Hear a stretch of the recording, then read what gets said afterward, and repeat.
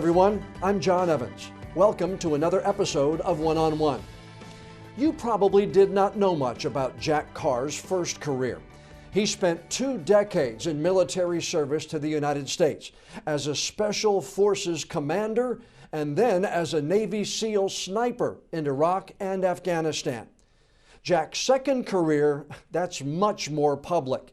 He has become a New York Times best-selling author, and his most recent book, The Devil's Hand, debuted at number 3 on the Times bestseller list.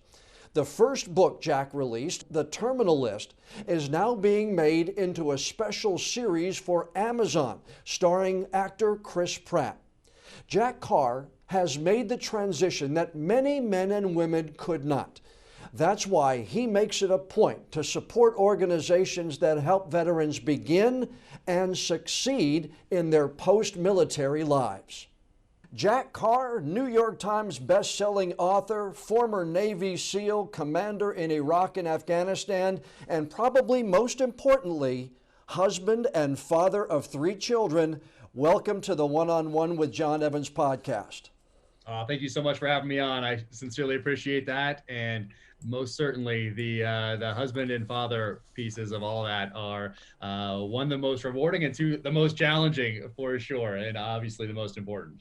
I agree with you there. And thank you, number one, not only for your service to our country, which is tremendously important, but also the entertainment that you have given me through 4 books and so many millions of others across this country. Before we go any further, a big thank you in both of your careers.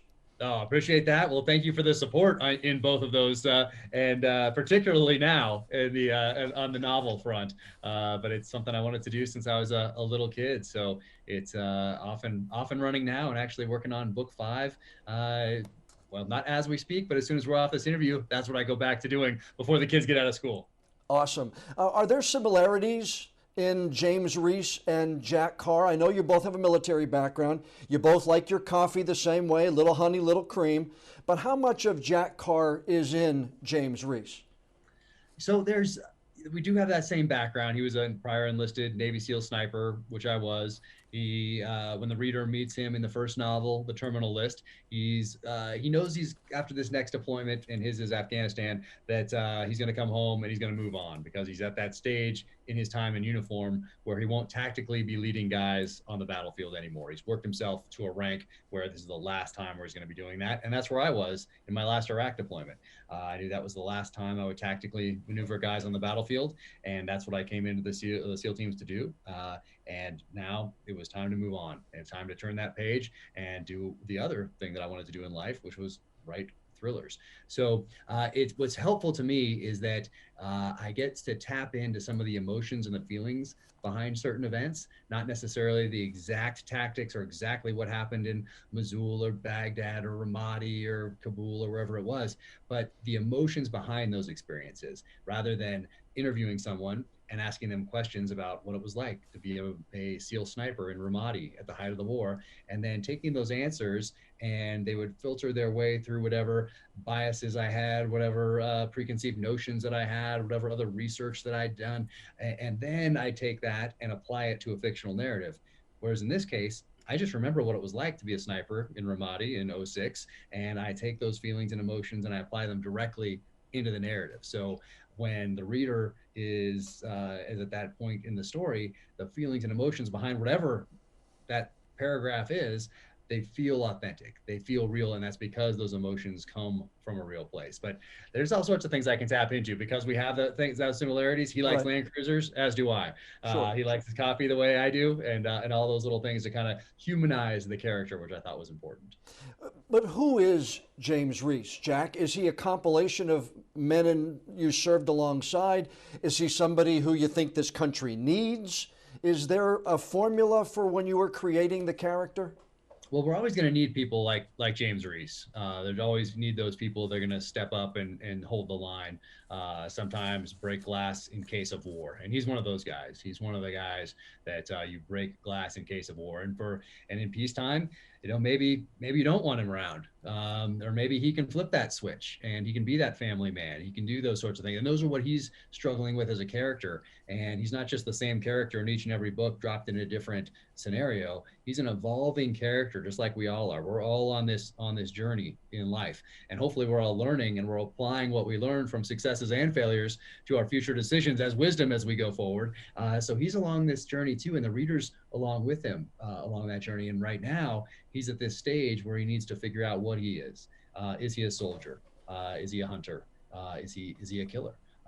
What is he? He has to figure that out, and the reader gets to go along with him. And I think that's a lot of what not just military people struggle with or have to figure out, but anyone doing any sort of a transition in life. And we're all going to go through transitions, whether it's one that we choose ourselves, like making a transition into a career field that we always aspired, and we're going to give it a shot, we're going to take a risk, or something that we can't control, a death of a loved one, or we get fired, or whatever it might be. We're all going to go through these transitions, just like my character. And he's going to evolve along this journey, and the reader's going to be along for the ride. And I was going to ask you, we're right here in Wilmington. We're in the middle of a military big time area. We've got Camp Lejeune up to the northeast, Fort Bragg to the northwest, Seymour Johnson Air Force Base to the north.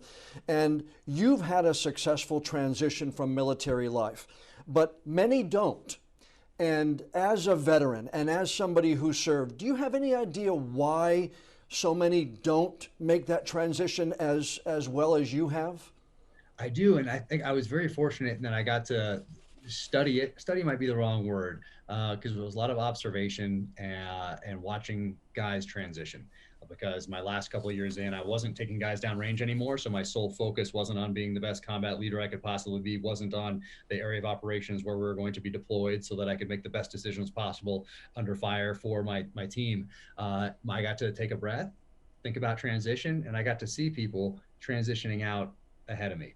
And I saw a lot of people have that problem in that they tried to recreate on the outside what they'd had in the military, what they'd had in special operations. And for us, when we go down range, we have our best friends to our right and left, our teammates to our right and left. We're solely focused on the task at hand, building these target packages and getting out to prosecute these targets, grabbing somebody out of their bed in the middle of the night, dragging them back, exploiting them for intelligence, going out and do it again.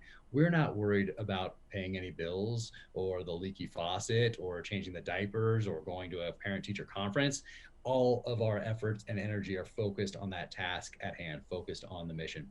And when people, then particularly in special operations, get out, I think they a lot of times expect there to be a similar type of experience on the outside, a similar team if they're joining another business that's already up and running. And I think realizing that this is one part of your life and it's a foundation upon which to build. And you're not going to, and it doesn't have to be just the military, it's anything.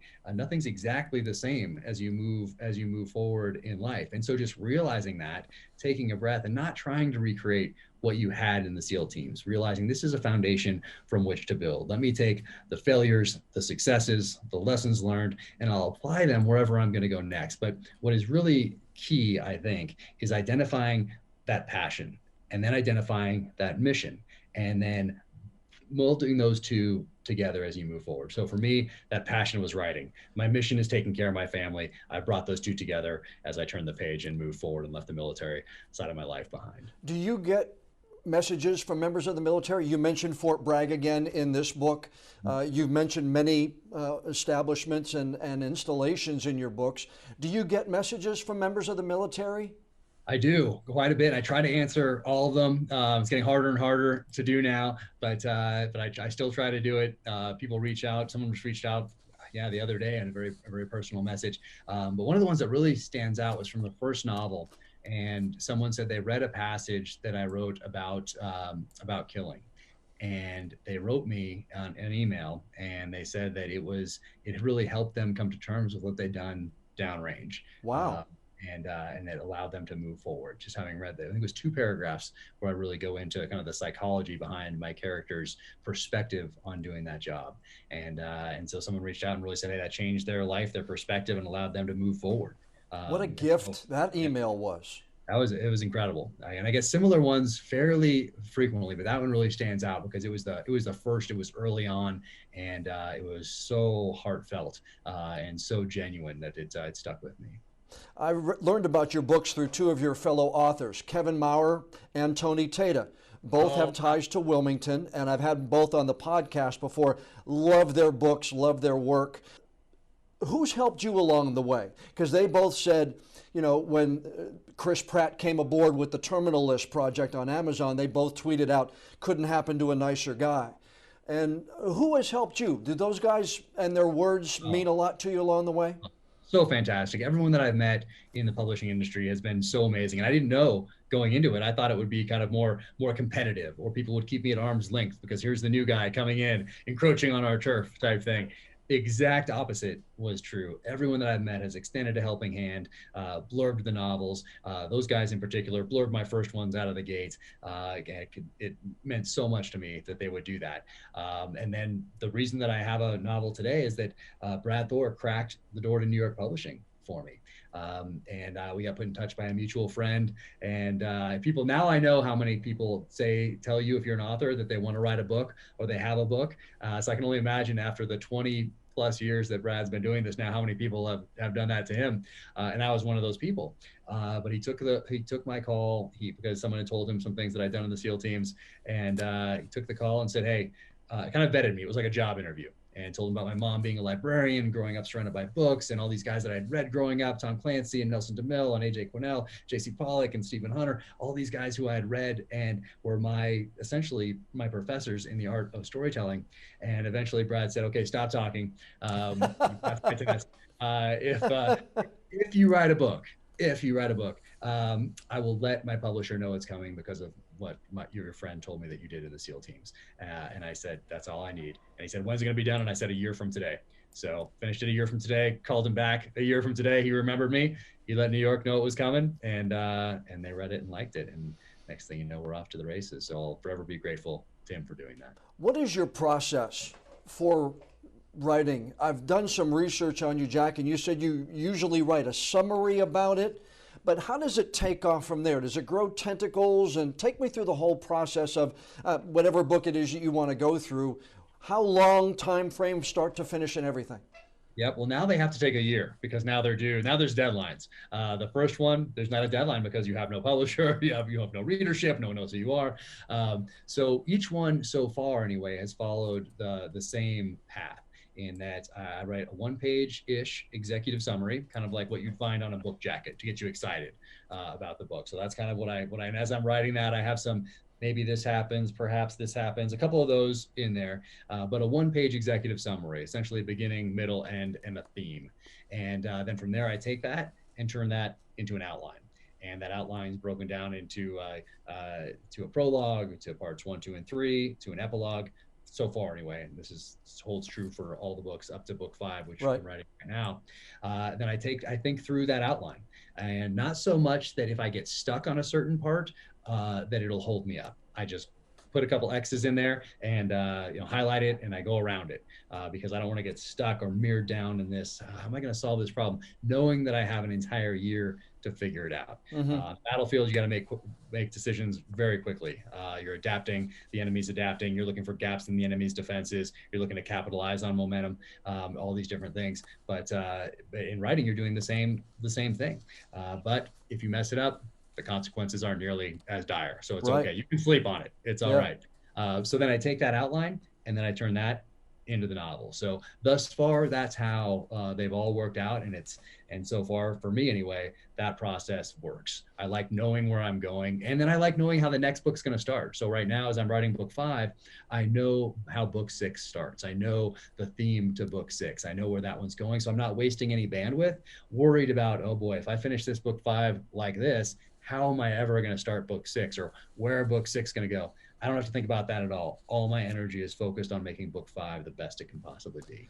Before we started rolling today, I told you some of the ironies. I bought The Devil's Hand for a trip to Denver. Never been there. I'm reading it. I'm seeing you're talking about driving down Interstate 70 and the Safeway Distribution Center, the Purina plant. And I'm thinking, is Sebastian in the car next to me here? And then you talk about Centralia with Dr. J, who treated the victims in Richardson outside of Dallas in your book, and I have driven through that same community. Feedback like that must be pretty cool, because you imagine you get different kinds of feedback. Is there a favorite message you get, or are all of them welcome? The 5-star reviews are the most welcome, I would say.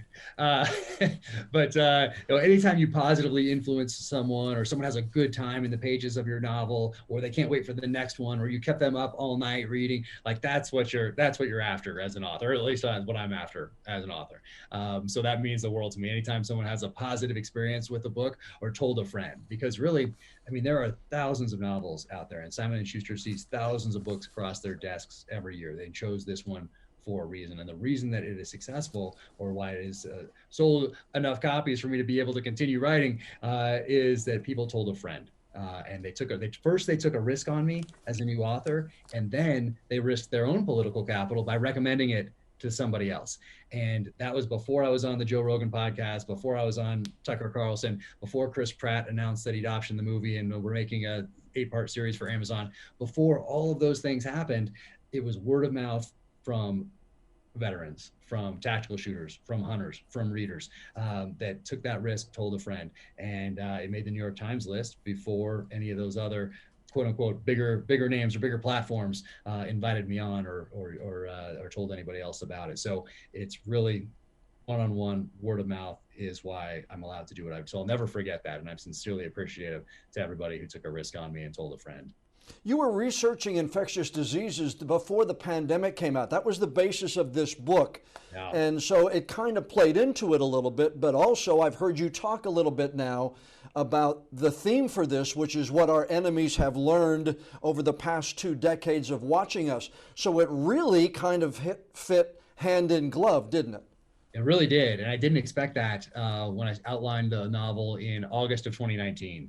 I outlined it on my way to and from Russia, where I was doing some research for Savage Son, my 3rd novel. Left my computer behind, left my phone behind, because I didn't want to walk through customs and have Russian intelligence, suck all these emails out of my computer devices, and who knows what people have sent me over the years with my background. So left all that stuff behind. I brought a sat phone and a notebook. And that's when I wrote out the entire outline for this novel. So I got back from that trip in August of 2019, and I incorporated some of those the boots on the ground research, the local flavor from Russia, from Kamchatka Peninsula to south of Siberia, into that 3rd novel. And then I dove into research for The Devil's Hand, infectious diseases, the history of infectious diseases, really from World War II up through today. So I was deep into that research when I first heard about COVID, and it was December of 2019. I first heard about something happening in China. And then in January, we started hearing a lot more, particularly near the end of January. And of course, by February, we all know what COVID-19 is.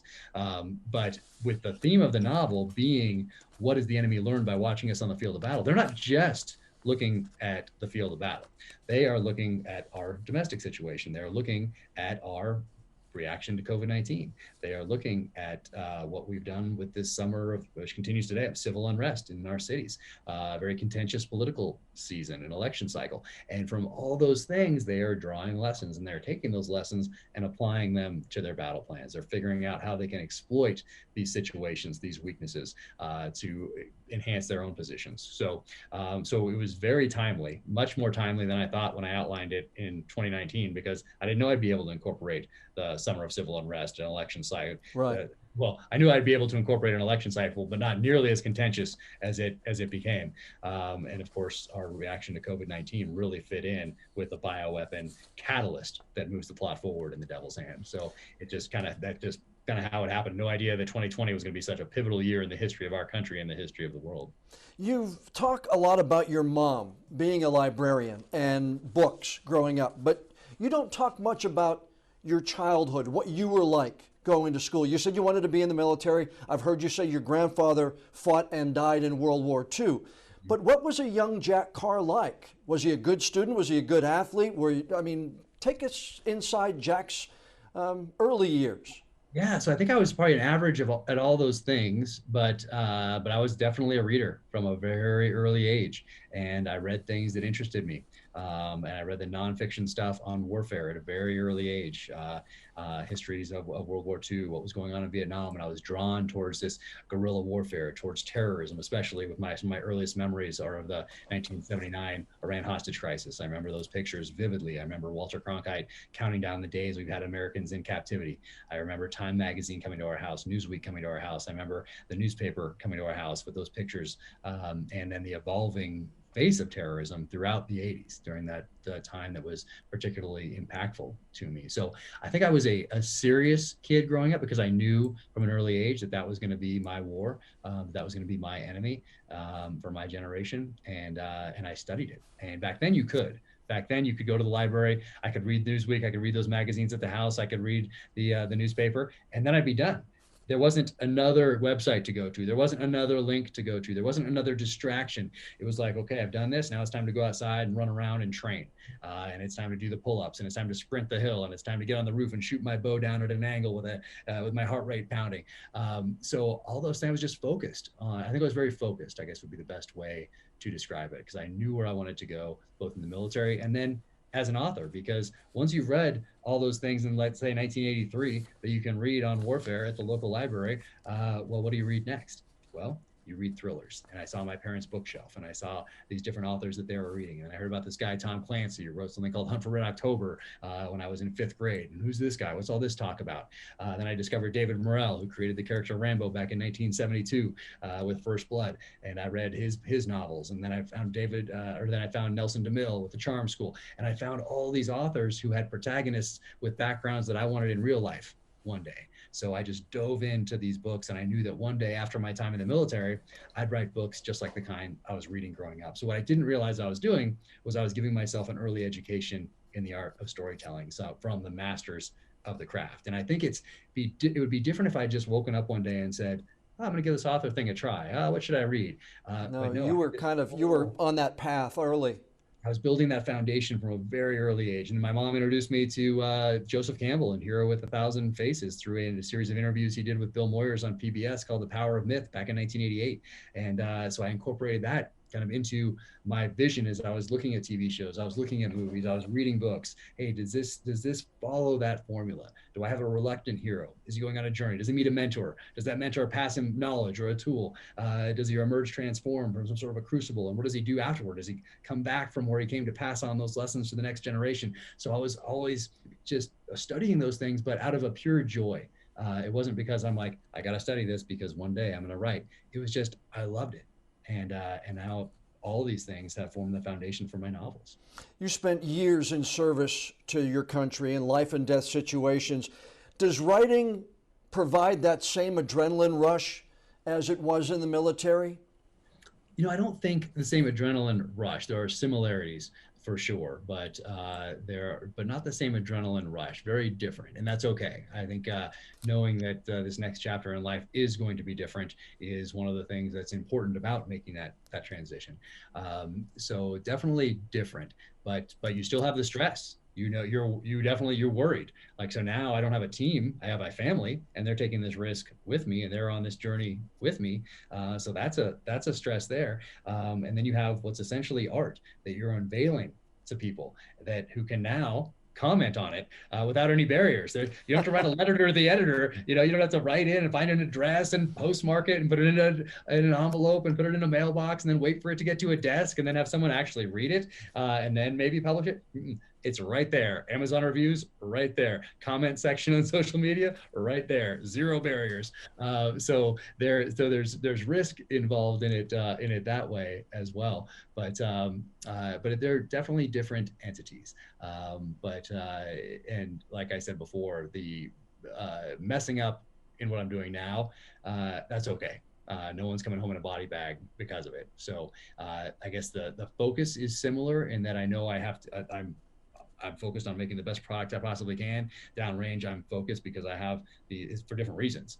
Because that's what I owe the guys to my right and left. That's what I owe their families. That's what I owe the mission. That's what I owe the country. And now in this case, this is what I owe my readership. This is what I owe this fan base. This is what I owe my family. This is what I owe Simon & Schuster for taking a risk on me as a complete unknown and giving me my shot. So there are all those things, but very different from being downrange. I like good writing, love good writing, Jack. And I mean, if I, on a newscast, if we bring in a story from another station and I hear a good line or I see a good story, I've reached out to reporters at other stations and said, I loved your story, love your writing, love the way you did this. What stops you in your tracks? Do you do that if you read something that somebody's done well, or if you watch something? What stops you and says, wow, that was well written, or wow, that was well done? Oh yeah. There's not a group of a criteria, a list of criteria that I all point to, but you know it, and it's because that's the piece that's key. When you talk about formula or process, there's something missing from that equation, and that's heart. And the best artwork out there, the best movies out there, the best TV shows, the best writing out there, it has this thing called heart. And in the military, especially in special operations and SEAL teams and BUDS, that's what you have to get through that training. You have to have that grit. You have to have that heart. So same thing here. When I read a great passage in a book, or a book that I wish I could read again, I can't point to why, but I just know it. And that's the experience that I'm trying to, as I'm writing, if I'm getting emotional in writing a paragraph or a chapter or whatever it is, I like that, because then that translates over, I think, to my reader. Like, they're going to be emotional about it too. And that's what it is. It's that one thing you can't look at a list and say, okay, it has this, and this, it follows this sort of a pattern. Okay, I'm done. No. It's that heart piece. You can have all those things in place, Right. and it's not going to work. It has to have that heart. Are you apt to drop a line to somebody, send an email to somebody, say, I love that, Yeah. give encouragement? Oh, absolutely. We'll do it. If it's an author, I'll post about it now, because now we can. Before, I guess 30 years ago, you'd have to find their publisher or their publicist and then call or write a letter. Today, I can just take that book and say, this was amazing. What a great reading experience. Highly recommended. Boom. And put it out there to my readership that's following me on these different social channels. So I'll do that quite frequently. Being in my line of work, I get a chance to do a lot of assistance with charities and organizations. I lost my dad to the complications of diabetes. My wife is a breast cancer survivor. Lost my mom to cancer, her parents both to cancer. So there are those organizations like JDRF that I've worked for 20 years and worked alongside, and the Cancer Society. I imagine, as someone who has now become in the spotlight, you get a lot of requests for things and to donate. But what organizations do you try to assist? What's tight to Jack Carr's heart when it comes to helping organizations that help other people? Yeah, the ones that help with the veteran transition, but don't just give a hand out. Do more of that mentorship piece. Allow veterans that are transitioning to test the waters in a couple of different industries to make sure that it's the right fit. So there's a few out there like that, and ones that have a touch point with our family. We have a special needs middle child, so ones that help families that are dealing with children that need a lifetime of full-time care. And so we have the National Ability Center right here in Park City, Utah, which is the main reason that we moved to Park City, Utah. And they help people of all abilities and disabilities reach their full potential, whatever that might be. They also have a very strong veteran program as well over there.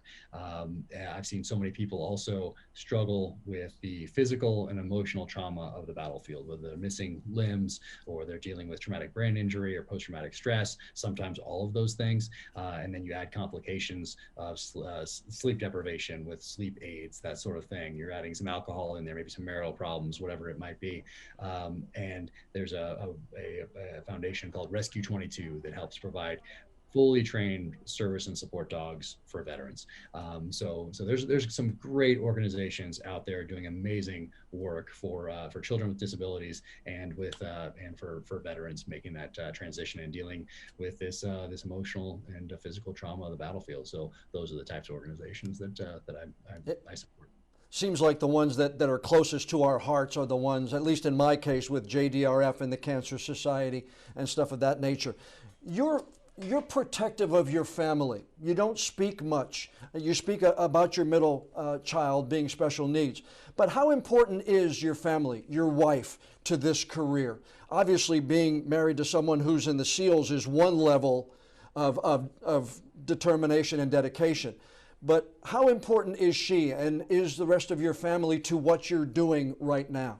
Oh yeah, I mean, I couldn't do any of this without my wife in particular. And yeah, she's out there each and every. While I was deployed, she's the one doing everything else, raising 3 kids, the middle one with those special needs, which adds a whole nother dimension to raising kids and keeping a family together. And so she inspires me every day with that strength. Like I couldn't do half of what she does each and every day, even when I'm here. And that's when we get back from a deployment, like we have it easy downrange. Like we're fired up to go out and hit these targets. And then we come home, we start messing up the schedule. We think we're helping, but really we're just messing things up. So those transitions back home from deployments are always quite interesting. But it makes you stronger. It's made us stronger as a family. And my hope is that having that our middle child with the special needs has made us more loving, compassionate people.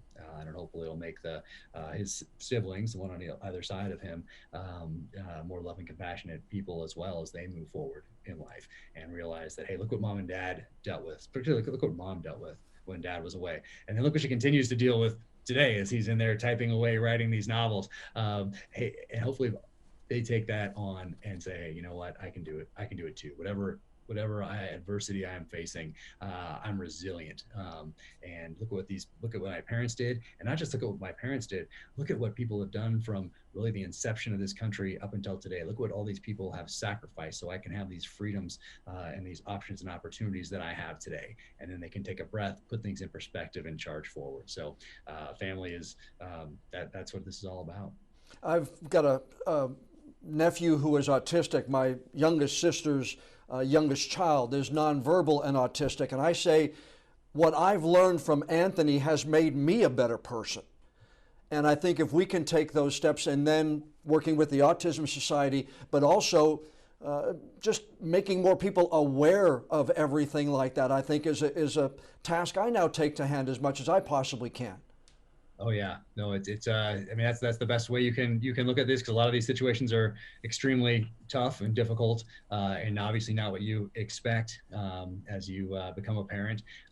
But you not looking at it in that kind of a light, it would be even more difficult, because you can definitely get tripped up thinking about how hard you have it. Why did this happen to me? That sort of a thing, and you can't, because that doesn't change the situation, and only you get to control your attitude or how you look at some of these things. So you got to push that aside and look at what it's doing to make you a better person, those people in your circle a better person, your community better people, for your example in how you handle that situation. So it's just like everything else in life, it's an opportunity to grow. You don't seem to me to be a waste of time kind of guy. How do you unplug? There's got to be a time when you just need to get away from everything. What do you do? Oh, that is so I'm trying to get better at that this year. So at this point, it's been a full-on sprint. The military was a full-on sprint. Every single second was spent trying to make myself a better operator, better combat leader. As I transitioned out, it was a full-on sprint into writing to make the best novels I possibly could. And then I realized, hey, there's this other side of writing and publishing. That's the business side that I never thought about. But you have to do everything that you'd have to do if you were starting a coffee shop in the business of publishing and writing. You have to do the marketing, and you have to do the advertising, you have to do social media and engagement and the budgets. You have to do all that. And that has nothing to do with typing away at the computer and coming up with these stories and solving problems on the written page. But it has to happen, otherwise you can't do that. Yeah. So that part was a shocker. But once again, you have to adapt and move forward. But to unplug, I like to get away from the devices. So I like to take the family, we put the phones down, the iPads down, the computers down. We go down into a river canyon where there typically is no Wi-Fi, but sometimes no cell service. So there's never even the option to look at that phone and tell your kid that, hold on 1 second, I just got to return this one quick text. That's not even an option. Right. So it goes away, drop down to these river canyons and spend a week on a river, just with nature. The kids are learning to be self-reliant. They're learning responsibility. They're learning a skill that they can then pass on to their kids. So I like to get outside with the kids as much as I possibly can. There are a lot of books about writing for aspiring authors. David Morrell has one. Stephen King has one. You've often mentioned both of those guys in interviews. But from Jack Carr's perspective, I mean, you self-built yourself a second career. So that young man or young lady who may be listening to this, what is your advice? It's not to spend too much time reading how-to books. Everybody, like, there's a few, and it doesn't have to be just writing, it can be anything in life, whatever you want to do. You can study something forever, but eventually you have to pull the trigger and execute. And everybody's going to have a different point along their path when they think they've done enough research, or when they think that they can make that next step. But it's also a trap with so many books out there, so many online resources. There's so many places that you can go to just study how to do something, that you never actually do the thing that you want to do. So On Writing by Stephen King, Successful Novelist by David Morrell. I love the autobiographies of authors as well. Frederick Forsyth has one called The Outsider that came out last year, the year before. So I love those because they're more the story of that author's life rather than a how-to book.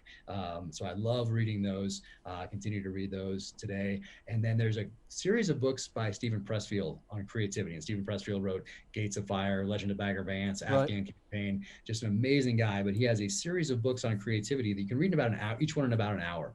One's called The War of Art. The other one's called Turning Pro, Do the Work, The Authentic Swing, Warrior Ethos. And what they really all say is to sit down and do it. And there's a reason we all remember that Nike, just do it. There's a reason that everyone knows that, because it's so simple and it's so true, that you have to sit down to do the work. And even if you sit down and do the work, there's no guarantee that you're going to get where you want to go. But what is a guarantee, if you don't sit down and do the work, you're for sure not going to get where you want to go. Right. So for me, it's just making those choices. Okay, I'm going to read this. I'm going to read that. Okay, I've got it. Now it's time to do the work. And I can't tell each and every person when that's going to be, because it's going to be a little different for everybody. But what I can say is that it's important not to get bogged down in just studying how to do something. And all those books also can have the opposite intended effect of talking you out of it, because you seem overwhelmed by all the things that one needs to do. You know what? No, someone else has done it. You can do it too. And you can build on what those people have already done and do it better. So that's the main thing, is sitting down and doing it. And now you're learning something new. You're learning television production with The Terminal List, and Chris Pratt's on board, a huge step in that whole process last year. But what has that been like? I know I've again heard some interviews where you've been on the set as they've been shooting, and that's a 2022 project, right? Yep, I think so. Sometime in 2022 it'll come out, but they're filming it right now. And I knew next to nothing about screenwriting. So I've been a sponge this entire time. And usually they like to get rid of the author right away. Usually they don't want the author on set saying, you ruined my vision. But I knew that having studied this my whole life, having read all these books, seen these different adaptations take place over the course of my life, I realized that you're telling a story in a different medium. The written page is different than telling it visually on a screen, whether it's a small screen or the large. I know First Blood, David Morrell, 1972, a very different story than First Blood, the movie starring Sylvester Stallone. Both fantastic. So in my initial sit down with the producers and the production company, I got to talk about all these things, and they were like, okay, this guy gets it. And then Chris Pratt wanted to be involved from the very beginning. He wanted to keep it authentic. He wanted to keep it dark. He wanted to keep it gritty. So that was very important to him, knowing also that the story is going to shift a little bit because of the way you're telling it, but keeping those elements, keeping it raw and real, and all the things that made it resonate with readers, keeping those elements and aspects in the story as we're filming it. That's what's important to Chris and to Antoine Fuqua, who's directing and is the executive producer that's going through all this. So both fantastic people. It could not be in better hands. And there's a lot of trust involved also when you take something that you've done and you hand it to somebody else to adapt. Like, there's a lot of trust there, and this thing could not be in better hands. But I've learned a ton. I've been quietly watching, taking my notes. Have input on every single script, and it's been a very collaborative process.